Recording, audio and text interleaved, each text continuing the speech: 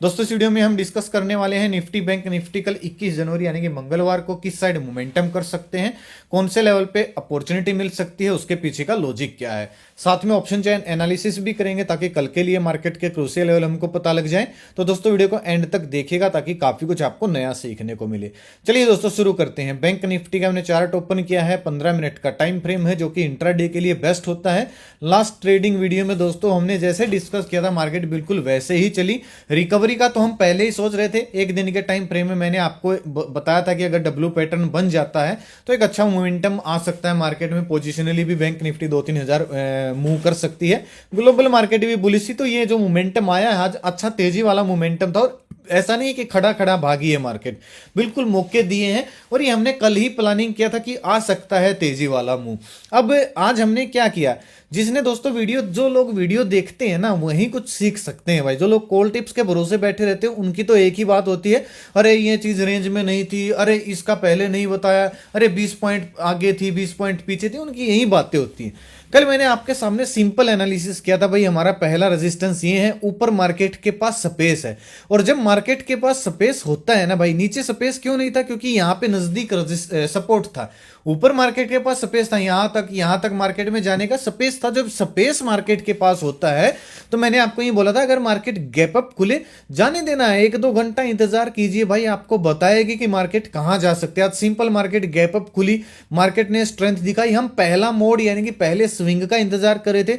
Data सुबह से positive था, बल्कि बहुत सारे लोग मुझे ये भी बोल रहे थे कि डेटा तो नेगेटिव हुआ, पॉजिटिव कैसे बोल रहे हो, हमने पीसीआर देखा। भाई खाली पीसीआर देखने से, पीसीआर अगर नेगेटिव तो इसका मतलब पूरी मार्केट नेगेटिव नहीं हो सकती है।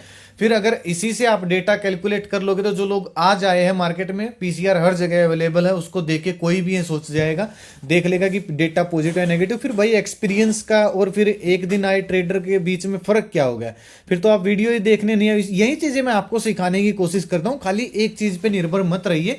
और इसीलिए मैंने दिन में डेटा अपडेट किया था, दोनों इंडेक्स का डेटा पॉजिटिव था। हम पहले स्विंग का इंतजार कर रहे थे, मार्केट में डेटा पॉजिटिव था, बढ़िया स्विंग बना, ऊपर हमारे पास स्पेस पहले ही था और हम पहले जैसा कि वीडियो में डिस्कस किया था मूव का इंतजार करते। और यहां पे मैंने प्लानिंग किया और पता नहीं कितने भाई आपको बता रहा हूं मैं, 400-500 पॉइंट के आसपास जो मैंने पेपर ट्रेड की थी उसमें देखने को मिले पॉइंट्स का गेन। हालांकि वो रियल का प्रॉफिट लॉस नहीं होता, लेकिन जो व्यू मैच करते हैं, जो सीखते हैं, उनको जरूर आज बेनिफिट हुआ होगा। कमेंट करके जरूर बताइएगा।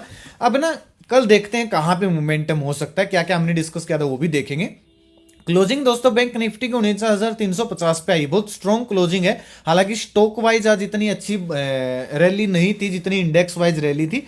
अब हमारा जो बाउंस बैक एरिया ना वो थोड़ा सा शिफ्ट होकर 49,000 पे आ गया है। क्यों? क्योंकि यहीं पे लास्ट हमको स्विंग देखने को मिला है और असल में अगर आप मोमेंटम देखोगे तो 49,000 के बाद यहीं पे रुक के एक स्विंग बना के राउंड लेवल पे उसके बाद ही शुरू हुआ है। अब हमारे पास बेस्ट टाइम फ्रेम में और बेस्ट जो एरिया है बाउंस बैक एरिया वो 49,000 से लेके 49,100 के बीच में है। ठीक है, क्लोजिंग आई है 350, बिल्कुल मिड में क्लोजिंग आई। ऊपर जो हाई लगाया भले ही 49,600 का लगाया हो, लेकिन अगर आप इस कैंडल की जो इन्वर्टेड हैमर कैंडल बनी उसकी अगर आप टेल देखोगे तो 49,500 के आसपास दिखेगी, जो कि राउंड लेवल है। ऊपर तो बिना बात के फेक ब्रेकआउट दिखा के भी लोगों को ट्रैप किया जाता है, तो इस टेल को आप इग्नोर कर सकते हो। इस वजह से अगर मार्केट बीच में खुलती है, मतलब 49,500 से लेके 49,200 इस रेंज में कहीं पे भी खुलती है, 49,500 के ऊपर निकल के एक फिर से स्विंग बनाती है, तो फिर हमको 49,800 का टारगेट देखने को मिल सकता है। और 49,800 से लेके 50,000 तक मार्केट में बैंक निफ्टी में अभी स्पेस है। ठीक है, तो 60-70 पॉइंट का स्टॉप लॉस डाल के 1:2 1:3 टारगेट के लिए मैं कोल्ड साइड जाना पसंद करूंगा। खड़ी खड़ी दोस्तों अगर एक या दो कैंडल नाप देती है 300-400 पॉइंट को तो इग्नोर कर देना। हमको proper price action, proper swing चाहिए, अगर मिलता है तो बिल्कुल आपको अपॉर्चुनिटी मिलेगी। अब ये मेन रेजिस्टेंस है भाई 49,800 का, इसके बाद हल्का रेजिस्टेंस जो है वो 50,100 के आसपास है। तो पहला जो रेजिस्टेंस देखने को मिलेगा, क्योंकि यहां से मेजर ब्रेकडाउन हुआ था, तो पहला जो रेजिस्टेंस है 49,800 का। सिंपल रखना एनालिसिस को, ज्यादा मुश्किल बनाने की जरूरत नहीं है, बिना बात के ट्रैप हो जाओगे आप। ठीक है, फ्लैट खुले, गैप अप खुले 49,500-600 के ऊपर अगर एक प्राइस एक्शन मिलता है तो 300-400 पॉइंट बैंक निफ्टी और मूव कर सकती है। अगर बैंक निफ्टी फ्लैट खुल के नीचे आना शुरू होती है भाई, तो आप बहुत सारे लोग नेगेटिव बन जाएंगे, लेकिन नेगेटिव नहीं बनना है भाई। तब तक नेगेटिव नहीं बनना जब तक ये 49,000 के आसपास समय ना बिता दे। अगर समय बिता के ब्रेकडाउन कर रही है तो इसका मतलब जो आज ये रैली आई है ये खाली ट्रैप करने के लिए थी, मार्केट को फॉलो थ्रू डाउन साइड, यानी कि ट्रेंड रिवर्सल हो जाएगा। जब तक शॉकिंग चीज नहीं होगी तब तक मार्केट में पैनिक सेलिंग नहीं आएगी। अब जो लोग यहाँ पे बाय करके बैठे हैं, अगर मार्केट बहुत बड़ा गैप डाउन खुल गई तो इनके लिए शॉकिंग होगा और ये पोजीशन उनको संभालनी पड़ेगी, काटनी पड़ेगी, और इसी वजह से फिर उसी फेवर में मार्केट चली जाएगी। तो जब तक ये नहीं होता तब तक आपको क्यों बिना बात के हाथ जलाने हैं डाउन साइड के। सिंपल एनालिसिस है। अगर फ्लैट खुलती है, हल्की सी गैप डाउन खुलती है, फ्लैट और हल्की गैप डाउन बोल रहा हूँ, फ्लैट और हल्की गैप डाउन खुलती है, धीरे धीरे नीचे आती, पहली अपॉर्चुनिटी 49,000 से 49,100 के बीच में कोई डब्ल्यू पैटर्न बने या फिर कोई पॉजिटिव कैंडल बने, यहां से मैं एक बाउंस बैक प्लान करना पसंद करूंगा। 300-400 पॉइंट का दिन का लो स्टॉप लॉस डाल के मैं यहां से कॉल साइड जाना पसंद करूंगा। अगर मार्केट बड़ा गैप डाउन खुल जाती है, 49,000 के आसपास कोई प्राइस एक्शन बना के तोड़ती है इस लेवल को, तो मैं फिर थोड़ा सा डाउन साइड प्लान करूंगा, वो भी थोड़े से छोटे टारगेट के लिए, क्योंकि 300-400 पॉइंट ऑलरेडी जा चुके होंगे। हाँ, अगर कोई नेगेटिव क्लोजिंग आ गई तो फिर मैं डाउन साइड कंटिन्यू प्लान कर सकता हूं, लेकिन इतनी बड़ी रैली के बाद अगले दिन पूरा नेगेटिव बन जाना ये थोड़ा सा भाई रिस्की होता है। इसलिए अगर 49,000 का लेवल पे यहाँ पे कोई प्राइस एक्शन बने, डायरेक्ट टूटे काम मत करना। अगर कोई प्राइस एक्शन बने, चाहे वो नीचे बने 49,000 से, चाहे वो ऊपर बने, कोई प्राइस एक्शन जैसे यहाँ पे बना था, तो वही प्लानिंग करना फायदेमंद रहेगा। अदरवाइज भाई लोग ज्यादातर ट्रैप हो सकते हैं। इतनी बड़ी रैली के बाद मार्केट थोड़ा सा रेंज में भी फंस जाती है। अब निफ्टी को देखिएगा, निफ्टी का मैंने 300 का लेवल आपसे 280 300 का लेवल ब्रेकआउट लेवल के आसपास बताया था, और इसने 400 के लगभग हाई भी लगाया। हालांकि लास्ट में पूरा तकरीबन 2-2.5 घंटे ये रेंज में फंसी रही, लेकिन हाई इसने लगाया अच्छा खासा, पूरा रिकवर किया निफ्टी ने भी। इसलिए मैं नेगेटिव होने के लिए नहीं बोल रहा था कि जब तक ये स्विंग, दोनों स्विंग को नहीं तोड़ देती तब तक आप प्रॉपर नेगेटिव मत होइएगा। बहुत सारे लोग बोलते हैं, ट्रोल भी करते हैं मुझे कि आप बुलिश रहते हो। भाई बुलिश आप काम करके देखिएगा, बुल ग्रुप में आप शामिल होइएगा। मार्केट हो जाए इंसान, ऊपर ही जाना है, लास्ट में प्रॉफिट आपको बुल मार्केट ही देने वाली है। बियर मार्केट ज्यादातर लोगों के हाथ नहीं आती है। आज नहीं तो कल आपको ये बात समझ में आएगी अगर आप डेटा देखोगे। और अपॉर्चुनिटी हमेशा दोस्तों बाउंस बैक एरिया से ढूंढनी चाहिए, क्योंकि अगर एक साइड का मुंह चला जाता है तो हमको दूसरी साइड पे फोकस रखना चाहिए। आप उसी साइड नहीं बैठ सकते हो, मार्केट कहीं भी जा सकती है। निफ्टी बैंक निफ्टी दोनों का डेटा पॉजिटिव है। बैंक निफ्टी का थोड़ा सा हल्का पॉजिटिव था, क्योंकि बड़ी कैंडल बनी थी। आप ये देखोगे ना, पहली 15 मिनट की कैंडल थोड़ी सी ज्यादा बड़ी बन गई थी, लेकिन बैंक निफ्टी का सही था, रीटेस्ट हो रहा था, और इसी वजह से हमने प्लानिंग किया था। अब निफ्टी के ब्रेकआउट के बाद आप देखिए कितना अच्छा मोमेंटम आया, 120 पॉइंट के आसपास का मोमेंटम आया है।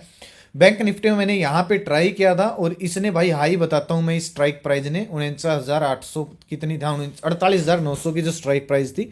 ये देखिए इसने कितनी स्पीड से मूव किया स्विंग बनने के बाद, और इसने हाई लगाया भाई 1210 से भी ज्यादा का हाई लगाया था। ये तो मैंने अपडेट कम किया, मतलब 500 पॉइंट के आसपास का इसने मूव दिया भाई प्रीमियम ने। तो बहुत अच्छा अपॉर्चुनिटी था आज मार्केट में।